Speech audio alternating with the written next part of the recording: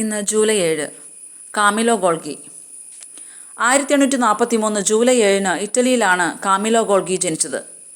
Neuro സയൻസിലും cell ബയോളജിയിലും വിപ്ലവകരമായ സംഭാവനകൾ നൽകിയ വ്യക്തിയാണ് കാമിലോ. നാഡീകോശങ്ങളുടെ വിശദമായ നിരീക്ഷണം സാധ്യമാക്കുന്ന ഒരു വിപ്ലവകരമായ സ്റ്റെയിനിങ് ടെക്നിക് അദ്ദേഹം വികസിപ്പിച്ചെടുത്തു. ഇത് ന്യൂറോ സയൻസ് മേഖലയെ തന്നെ മാറ്റിമറിച്ചു. 1898 ഗോൾഗി ഒരു സെല്ലുലാർ ഘടനയെ തിരിച്ചറിഞ്ഞു. അത് പിന്നീട് ഗോൾഗി അപ്പാരറ്റസ് എന്ന് വിളിക്കപ്പെട്ടു. കോശങ്ങൾക്കുള്ളിലെ പ്രോട്ടീനുകൾ സംസ്കരിക്കുന്നതിലും പാക്കേജ് ചെയ്യുന്നതിലും ഈ ഓർഗനൽ നിർണായകമായ പങ്കുവഹിക്കുന്നു.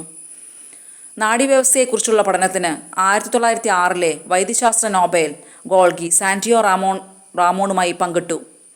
19ാം നൂറ്റാണ്ടിൻ്റെ അവസാനത്തിൽ ആരംഭിച്ച ഹിസ്റ്റോളജിയെക്കുറിച്ചുള്ള അദ്ദേഹത്തിൻ്റെ പ്രവർത്തനം ന്യൂറോ അനാട്ടമിയിലും ന്യൂറോളജിയിലും ന്യൂറൽ കോശങ്ങളുടെ ഘടനയെയും പ്രവർത്തനത്തെയും കുറിച്ചുള്ള ഗവേഷണത്തിന് അടിത്തറയിട്ടു.